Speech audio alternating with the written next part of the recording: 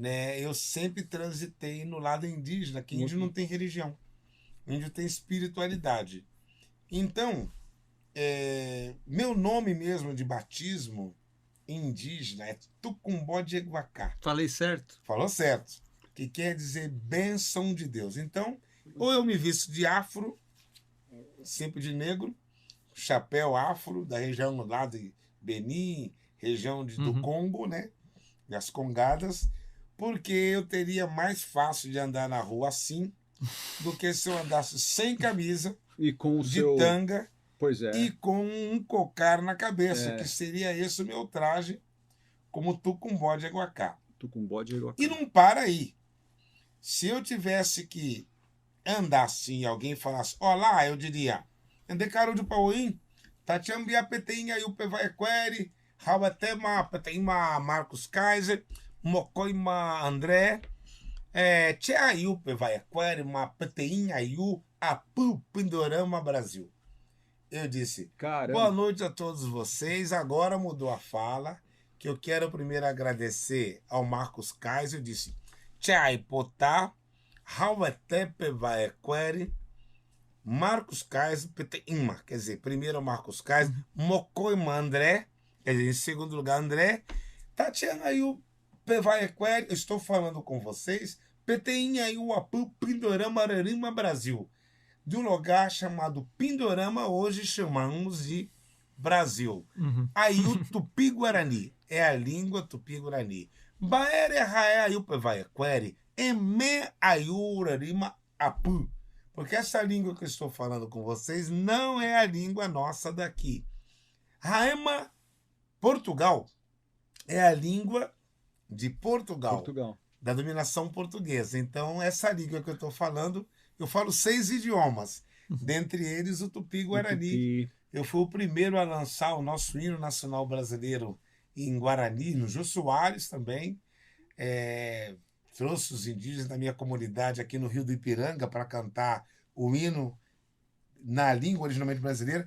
Fui o primeiro também a lançar o hino do Paraguai. Se você colocar hino do Paraguai em Tupi-Guarani, vai ver o lá de Cocá cantando Mamante, Batetã, Mamboru, Pepe Pipoco. Porque no Paraguai tem 7 milhões de falantes na língua guarani. E eu faço parte do grupo de tradutores juramentados internacionais. Somos em 111. Então, quando o presidente, senadores ou alguém vai fazer algum pronunciamento, eles me informam, né? A gente coloca... Agora tá fácil, né? Tudo pelas plataformas do Zoom. O presidente está falando, ele está simultaneamente traduzindo na língua guarani, ou do espanhol para o guarani, ou do inglês para o guarani, para os países falantes. Então, no meu lado falando em ascendência, indígena, tá aí. E mestre, assim, a gente vê, é fácil, a gente vê a influência dos negros na musicalidade brasileira, né? Assim como a gente também vê a influência dos negros lá nos Estados Unidos, no blues, e que originou o rock, depois o jazz, essas coisas todas. Aqui a gente tem o samba, a gente tem... Mas da cultura indígena na música, tem alguma coisa assim tão forte quanto? Tem sim. Eu queria dizer a vocês que poucas pessoas sabem que ao longo dos anos criou-se um preconceito. O próprio Marcos Kaiser falou assim, fala um pouco do preconceito. A palavra pré significa antes. Conceito você tem daquilo que você conhece. Então, preconceito é um julgamento prévio daquilo que você não conhece. Então, ao longo dos anos, a cultura indígena ela foi excluída, infelizmente. A cultura afro ela entrou mais forte. Recentemente, saiu em 2008, a Lei 11.645, que ela instituiu como obrigatório o estudo da língua, tradições dos povos afros brasileiros. Foi obrigado a fazer uma emenda para poder colocar e indígena, porque o indígena nem foi incluído, como se ele não tivesse nada a ver com a cultura brasileira. Mas vocês sabiam que quem introduziu o violão e o violino na cultura brasileira foram os povos guaranis? Pô, não sabia. Em 1750, as duas igrejas católicas da Espanha e de Portugal iniciaram um forte trabalho de enviar para cá padres Sim, para trabalhar na catequização para dos fazer a índios. catequização. E com esse veio o violão e veio o violino. E os primeiros a ter contato, os primeiros indígenas, foram os Tupi-Guarani, porque viviam na costa, onde as caravelas chegaram primeiro. E ali, quando os padres começaram o trabalho, os indígenas do meu povo Guarani Tupi foram os primeiros a aprender a falar o português. Os primeiros, como Tibiriçá, Bartira, Caiubi, Pequerobi, daqui de São Paulo, foram os primeiros a serem catequizados. E na região da Foz do Iguaçu, divisa de Paraguai com o Brasil, onde estão as missões, Eu tive lá. foi aonde os padres começaram a ensinar o primeiro ofício de trabalhar com pedra para construir as igrejas, esculpir santos, trabalhar com esculturas de madeira para fazer os santos e trabalhar com a luthieria, ensinando os indígenas a construir violão. Por isso que, se você for ver os índios Guarani, é normal a gente usar um violão. Aparece os violões tocando e aparece o rebé, que é a rebeca, que é o violino tocado na barriga. E os nossos cantos são assim. Ambaí, Jarecó, Yanderô, Polvire, Arabarete, Caraipote, Yanderô, Moí, Tenandeguai. É tudo dentro de um acorde só, né? Eu posso melhorar. Anabarete, Icatu, Pauei, Jopibeguai, Yo Moedu, Icatu, Oraí, Javiai, esses cânticos são centenários. Acompanhado da maraca. Maraca é nome indígena. Maracanã. A palavra Paranauê, usado da capoeira. A palavra capoeira é tupi-guarani também. Ca quer dizer mata, apó quer dizer raiz. Tem a beira, que é a beirada, e tem a era, que é o meio. Capoeira, quer dizer, vem aqui no meio da roda para... A palavra berimbau, beriba é a madeira de fazer o arco. Baú é a cuia. Baú ou cuia. Berimbau, que é o instrumento muito usado na cultura afro, porque por um tempo no Brasil, negros e índios foram escravos juntos. Na verdade, por 250 anos, o primeiro escravo foram os índios. Quando os índios não aceitaram ser escravos, aí foram buscar. Isso eu aprendi na escola, os negros, isso eu me lembro. Que para nós são índios também. Os negros a gente chama de cambá, quer dizer negro. Daí vem a palavra cambada. Negrada. Ou cambada. Que eles também furam os narizes, as orelhas. Também tem cacique, tem pajé, vive nu, pelado, da arco e flecha. Cambada, olha que louco. Então, vejam bem. Não, essa coisa das etimologias aí, das palavras... O Brasil tinha que entender que quando o Cabral chegou aqui, eram 6 milhões de indígenas. Acredita-se que mais, porque já se catalogaram 69 povos na Amazônia Legal que nem sabem que o Brasil existe. Estão vivendo lá como na época de Cabral. Você pode achar eles no seu celular, povos isolados. Você me contou uma vez, eu queria que você contasse, acho que você, em algum evento que tinha várias tribos, e aí tinha alguns índios que não tinham visto outros índios, eles olhavam... Até hoje isso tem uma... Em 2006, eu estive com o Raoni e um grupo de 6.500 índios. Eu tenho 22 livros escritos. Esse livro é o mais vendido. Ele está em todas as livrarias Saraiva, está na livraria Martins Fontes, aqui da Paulista também, está na Rede Almart e está no Amazon.com também, com 5 estrelas. É um livro que chama-se Índios, uma história contada pelos verdadeiros donos do Brasil. E aqui eu coloco relatos bastante interessantes. Em 2006, o governo promoveu um encontro com 6.000 e poucos indígenas, caciques, vice-caciques, pajés, de todas as etnias, para saber o que o índio pensa dele mesmo, como ele vê o Brasil, isso em 2006, e ajudando na construção da ONU, da Carta da ONU. Então, o que aconteceu? Eu estava lá, isso está no YouTube, eu estava lá. E nos surpreendeu a quantidade de algumas etnias indígenas que nunca tinham saído da aldeia. E até o andar deles era bem arcado, porque como eles não tinham cadeira, mesa, armário, e andavam muito em contato com a terra, até o andar deles Arqueou. era bastante arqueado. As unhas chegavam a dobrar aqui, porque eles não cortavam a unha. E usavam a unha como ferramenta para comer o alimento também, com uma concha, porque não sabiam ainda a utilização do... Olha que lindo o Brasil.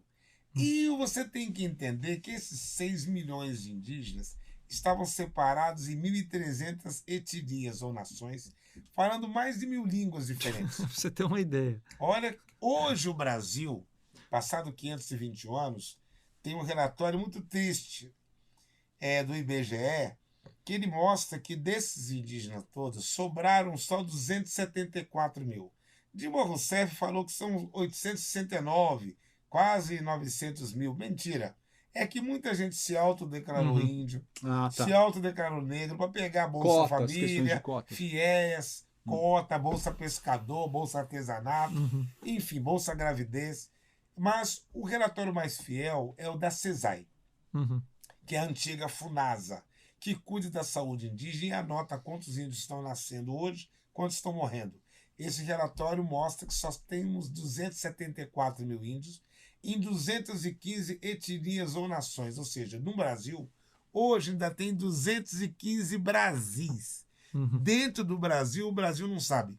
Pois é. Esses 215 etnias ou nações estão separados em 182 línguas diferentes. Eu falo 3 idiomas quanta indígenas. História para contar cada povo desse? Já pensou nisso? Quanto conhecimento cultural, quanta tradição tem em cada povo desse? Isso tá aí escondido, tá lá para dentro, ninguém olha, né? A gente não olha, tem nem... o índio ainda passa desapercebido pelo preconceito, né? Porque quando duas culturas de crenças diferentes, costumes diferentes se encontraram, cada uma tentou interpretar, julgar o costume, crença uma da outra, criando assim um julgamento prévio.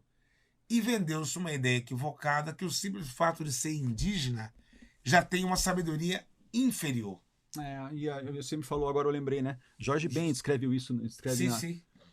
Negros antes e que índios, os homens aqui chegassem, as terras brasileiras eram habitadas e amadas por mais de 6 milhões de índios, proprietários felizes da terra brasilis, né? Todo dia era dia de índio, né? Era dia Me lembrou de os 6 milhões aí que você falou. Mas é uma coisa muito, muito, muito, muito forte isso, né? Essa coisa brasileira, os verdadeiros brasileiros, por essência, né? Os que estavam aqui primeiro. No pátio, e o indígena ouve essa história, viu que ele já me contou lá isso. dentro, comendo, e ele não conhecia o espelho. Pois ele desceu do ônibus correndo, como quem vê aqui, como eu estou vendo o companheiro lá do outro lado do vidro. Ele saiu correndo e se jogou para dar um abraço, quebrou o vidro. Era um vidro porque grande. Ele não sabia que tinha vidro.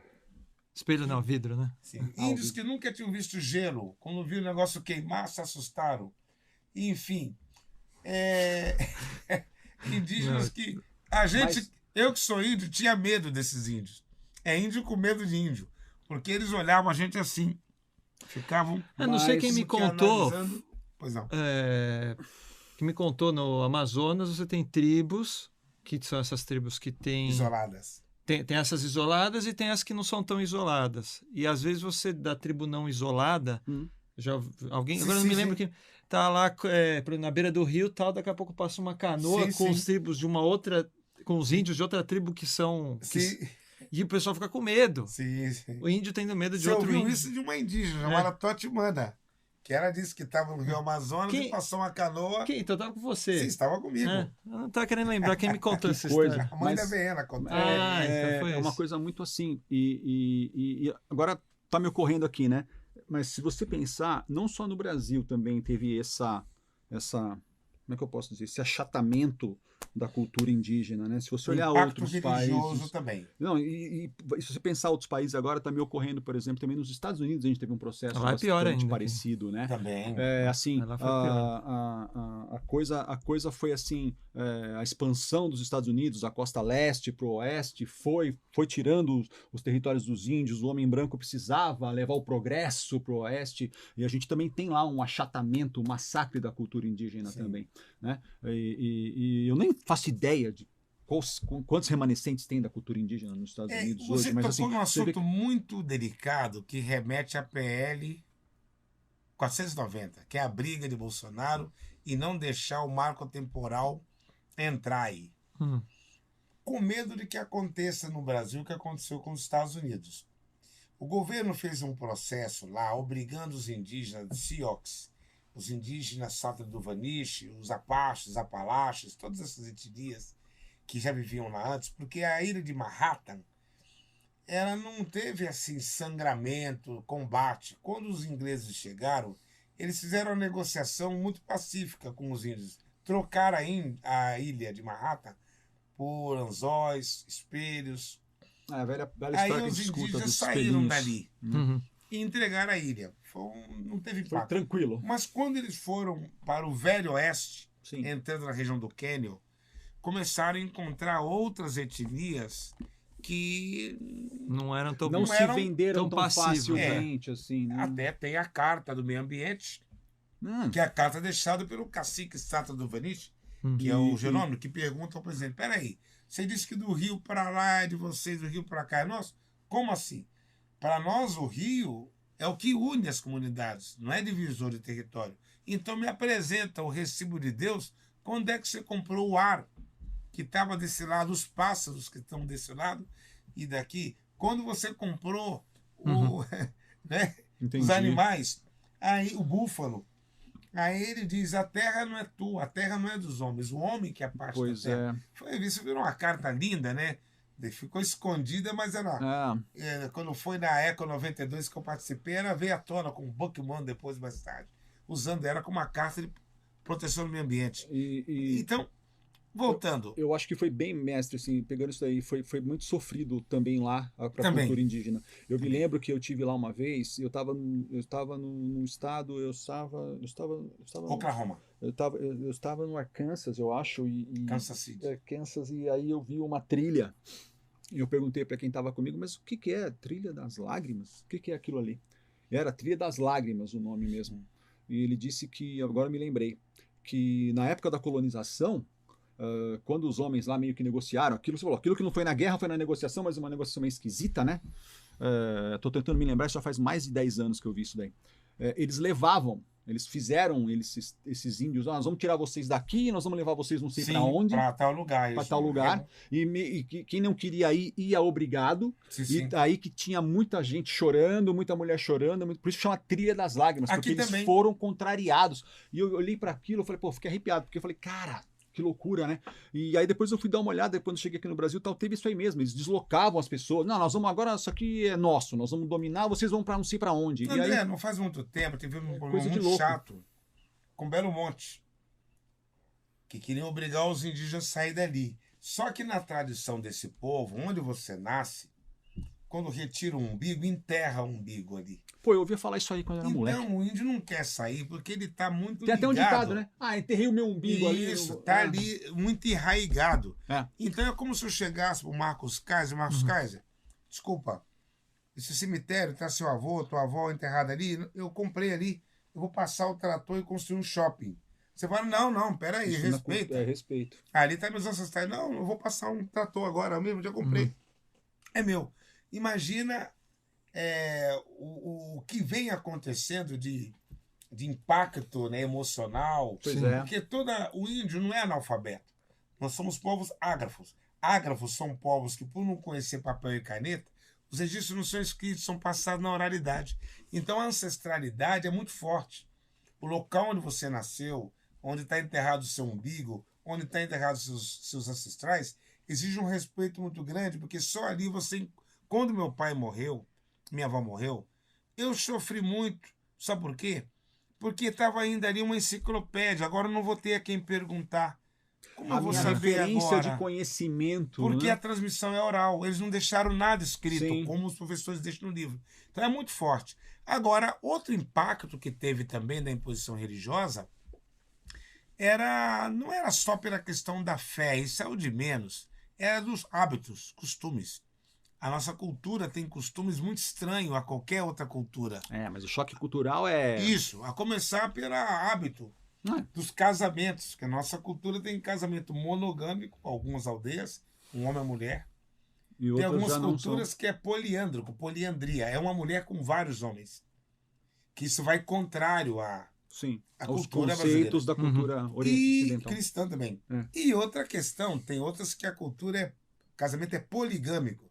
Um homem com várias mulheres. E tem o casamento grupal, dos carapalos, do carramã, que é 5, 6 homens com 7, 8 mulheres. Que na língua é suruba, né? Que vem para a cidade. Então, imagina como Dentro da você... cultura lá é normal. Isso é A normal. palavra vem disso? Vem daí. Ah, Isso não vem para a sabia. cidade. Suruba. Não Então, sabia, moral. é curioso. Enfim, são tantas Nossa, é questões tanta de coisa aí. costumes. Falando de palavras, tem uma que é muito curiosa, que é a importância de você saber o significado. Sim. Você me contou uma vez de Guarulhos. Guaru, sim. Anhangabaú, Cumbica. Pior Cumbica. lugar para construir.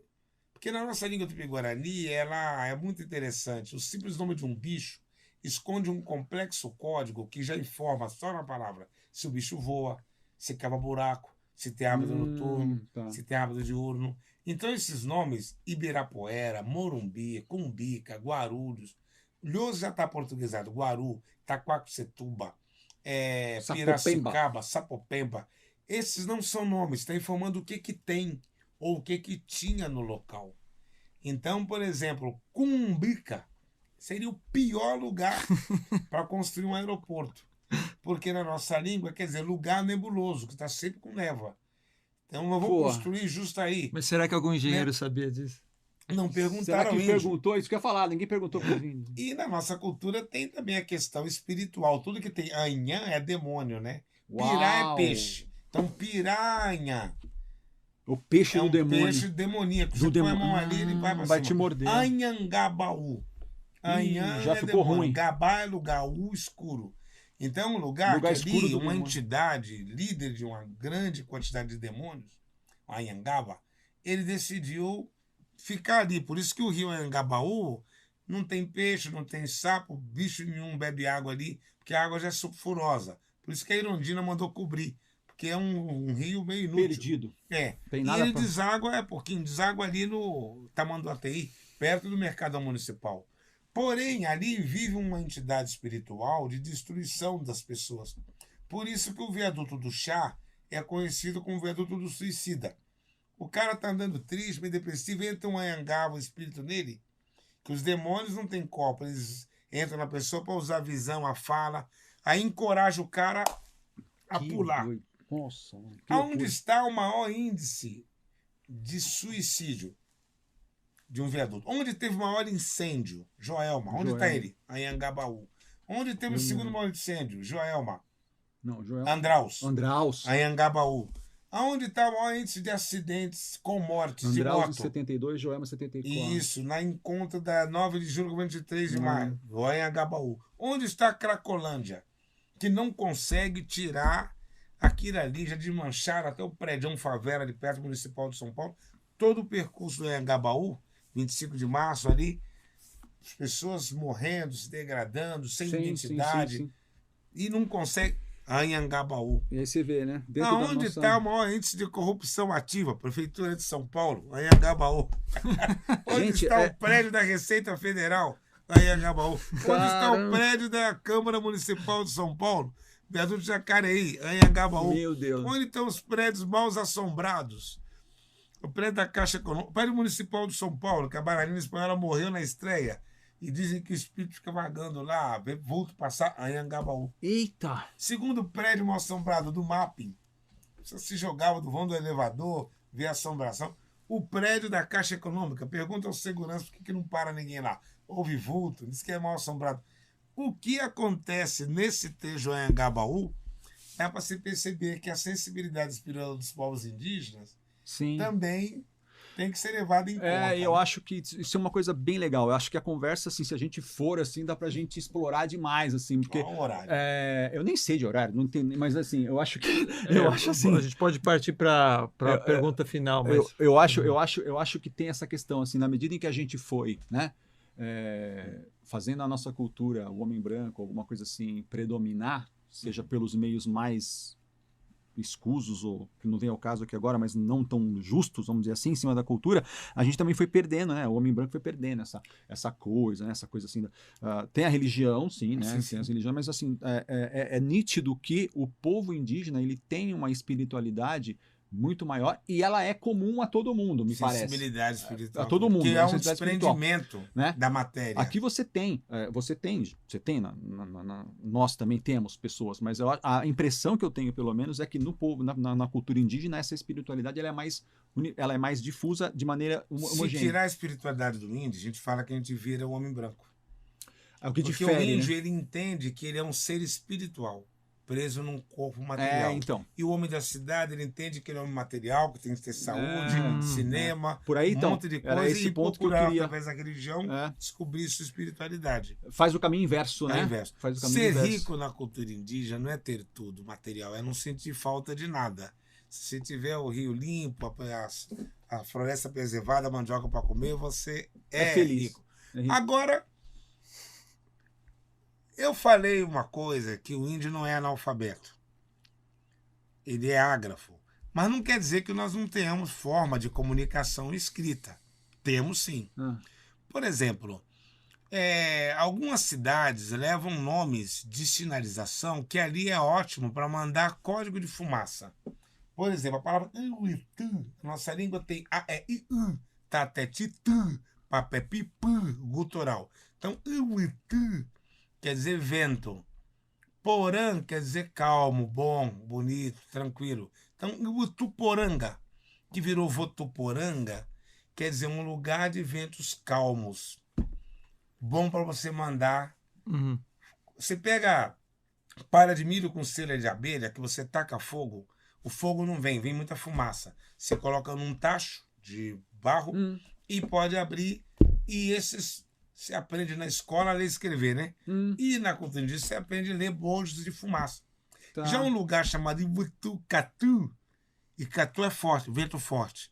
É o pior lugar. Fazer isso aí. Não dá porque o vento é muito forte. Muito bem. Agora você vai ver que nós temos também outras formas, que é o tapu, que é tambores. Igual o código Morse. Sim, código Morse. De longe você pode mandar uma mensagem a 20 km numa área de montanha através de toques de tambores. São 5 sons distintos de tambores que você pode se comunicar. Porque assim como no código Morse tem a batida mais rápida, a batida mais lenta. Milenarmente, o código Morse apareceu bem. Sim, sim. Bom, e não para aí. Nós temos também os pictogramas ou desenhos cuneiformes, ou seja, você vai fazer um vaso de barro, a gente pega um lado da madeira que tem uma cunha. Isso aqui é uma cunha, tá vendo? Igual um triângulo. Para fazer no barro. Quando eu quero dizer que é uma unidade, eu cavo uma vez no barro. 2 unidades, 2, 3, 3. Se eu quero dizer que aquilo aconteceu de dia, eu pego o lado da ponta da madeira e desenho um sol. Quer dizer que aconteceu de dia. Quando é de noite, eu desenho uma lua.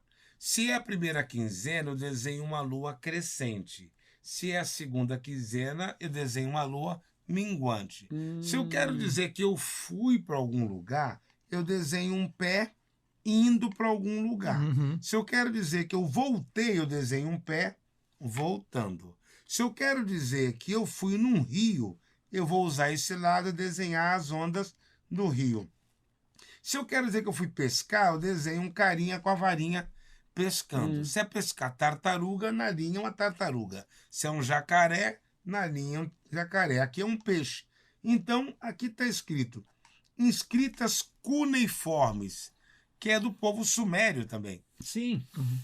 Ou por 2 dias eu fui no rio pescar peixe. Pronto.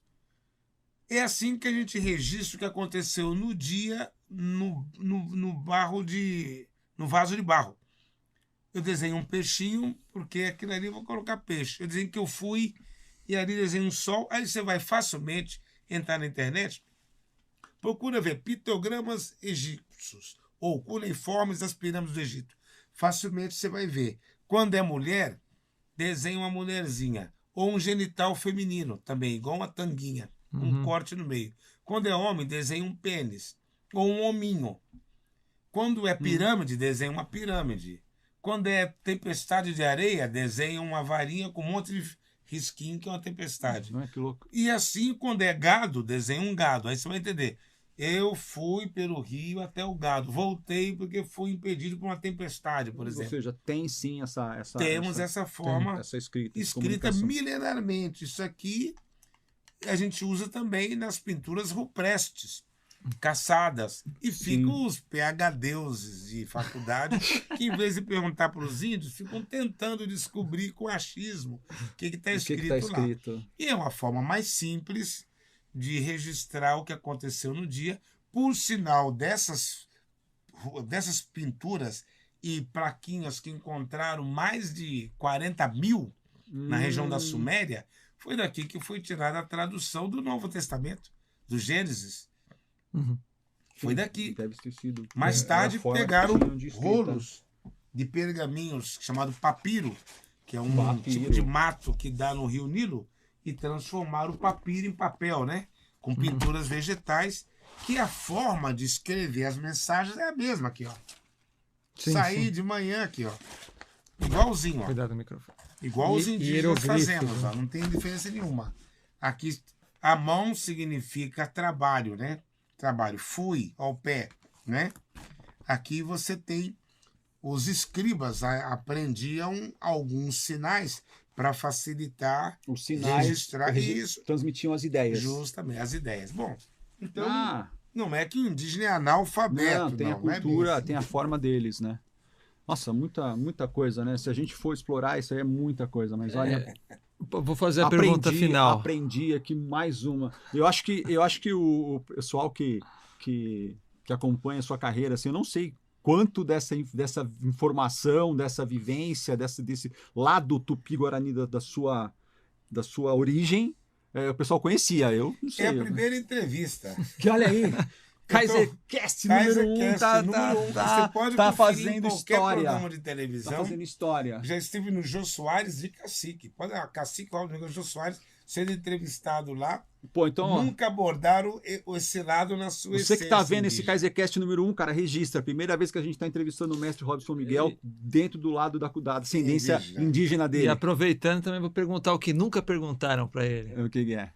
O que é? Quais são os seus sonhos da agora para frente? Olha, eu vou dizer uma coisa para vocês.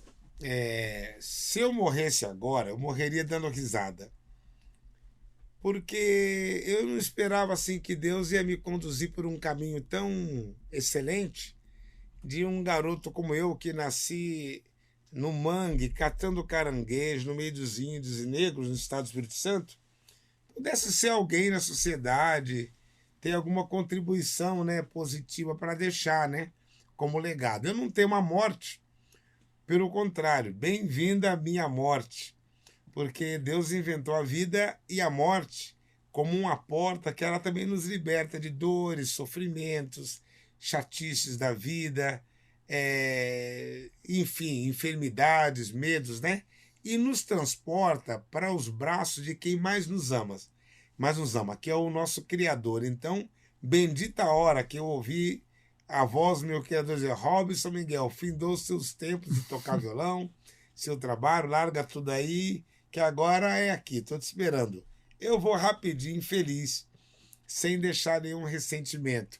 Agora, que sonho que eu teria hoje? Eu acredito que os projetos que eu faço são projetos simples, que está assim ao meu alcance de fazer, precisando, mas não dependendo assim do governo ou de pessoas para que eles possam ser realizados. Para a gente também não forçar pessoas a investir num sonho que não é o dela, é o meu, né? Se der certo, sorte. Se der errado, ela perdeu o tempo dela, se frustra, tudo para não perder um amigo. Então, eu sou muito feliz, né? Trabalho pouco e trabalho muito. Porque eu trabalho o que eu quero fazer. O que eu gosto. Quando eu não quero fazer, tem dia lá que eu e a Ruth não fazemos nada. Essas semanas mesmo foi de muito ócio. Nós íamos muito para São Paulo, almoçando fora, ir lá na casa na preguiça, lá no lago jogando comida para os peixes. Depois eu vou fazer isso. Então, é algumas coisas que pode esperar, né? Sim. Eu nunca, assim, sempre fui dono dos meus próprios negócios, nunca trabalhei para fora, né? Primeira vez que eu aceitei um trabalho de secretário de Cultura foi na Prefeitura de Ribeirão para ajudar a minha cidade, mas mesmo assim era um negócio muito tranquilo, quase não fazia nada lá. Ficava até chateado que eu precisei fazer muito mais pela cultura da minha cidade, mas não deixo, é muito complicado. Bom, enfim, Marcos perguntou quais são meus sonhos. É uma pergunta bastante difícil. Se eu disser que eu não tenho nenhum, assim, sonho, assim... Ou, para facilitar, mesmo? então, um sonho que você ainda não realizou. Porque eu diria que você teve seus sonhos que você já realizou. O Castelo, Sim, por os exemplo, que a gente principais abriu eu essa realizei. conversa falando, Os que eu mais gostaria... está realizado. Tá realizado, estão realizados. Ter a sua obra reconhecida pelo mundo. Eu acho que para uma pessoa que começa a tocar um violão, acho que ela almeja isso, ou em qualquer instrumento, ter a obra reconhecida. Posso dizer que é um sonho também realizado. Olha, eu acho que eu nunca vou parar assim de escrever alguma coisa, livro, fazer alguma composição, fazer algum arranjo, né? Eu tenho 136 arranjos escritos, né? Eu trouxe até aqui um na última obra que eu fiz para completar os meus 50 anos de carreira. Escrevi para violão e orquestra, né? As partituras são bastante grandes. Nossa. Eu faço trilha sonora de filme só de arranjos, assim, para todos os instrumentos, violinos, como violino, oboé, trombone, trompete, escrevo à mão.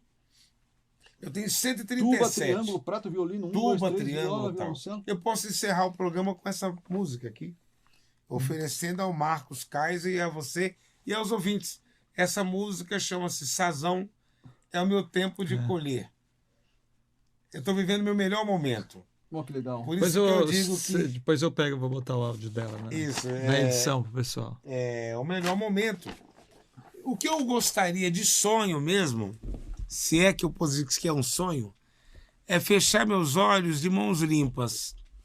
De nunca ter me envolvido assim em nenhum escândalo, alguma coisa errada, porque a gente vê alguns artistas, que não precisa citar nome, que às vezes faz uma carreira tão bonita e no fim faz alguma coisa que mancha e deixa uma coisa tão triste, né?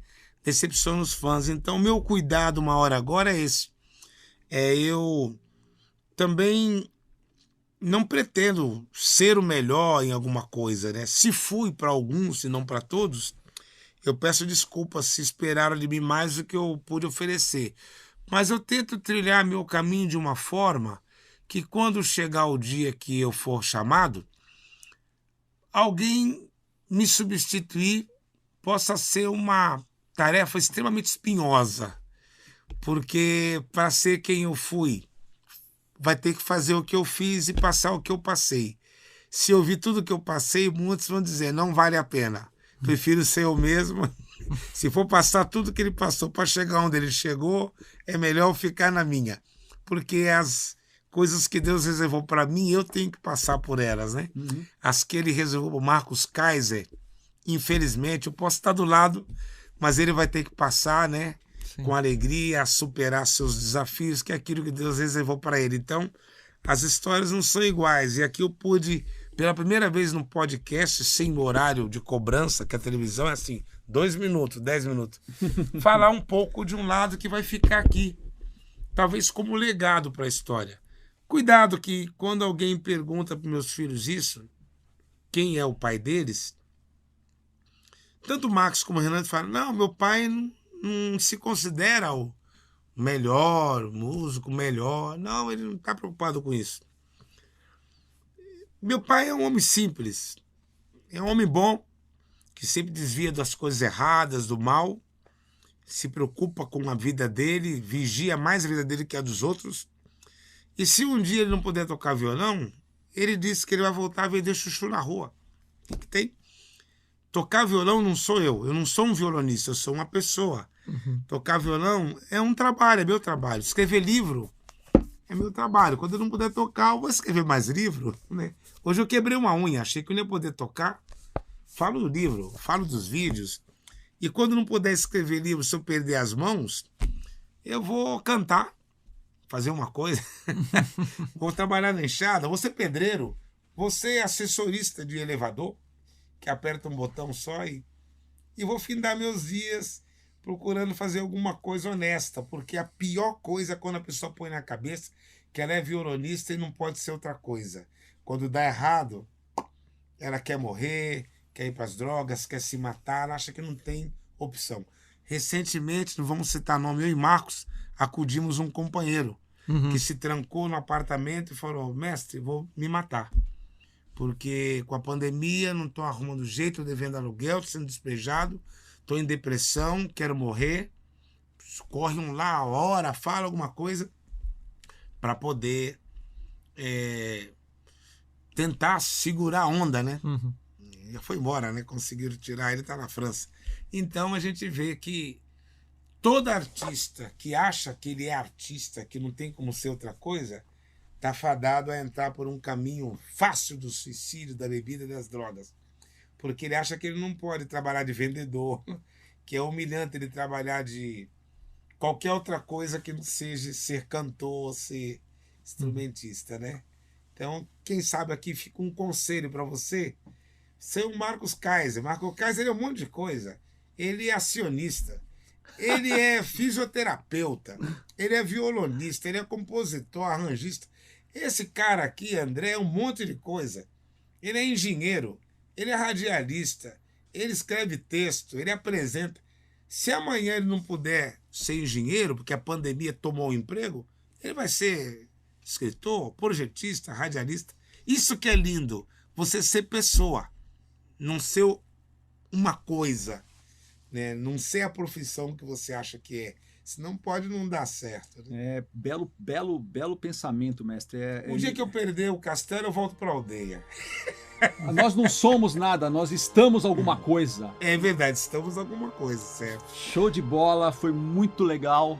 Valeu, não pessoal. Tem nem como agradecer essa abertura toda que você colocou pra gente. Acho que, como eu disse, ninguém tinha visto o mestre Robson desse ângulo. Muito obrigado, mestre. Muito obrigado mesmo. Obrigado, gente. Obrigado. Muito obrigado pelo carinho, a confiança, por me ouvir todo esse tempo. Primeiro KaiserCast encerrando em grande estilo. Muito obrigado, mestre. Muito obrigado. Obrigado você que assistiu com a gente. Valeu, pessoal. KaiserCast, divulga aí. Show. Valeu.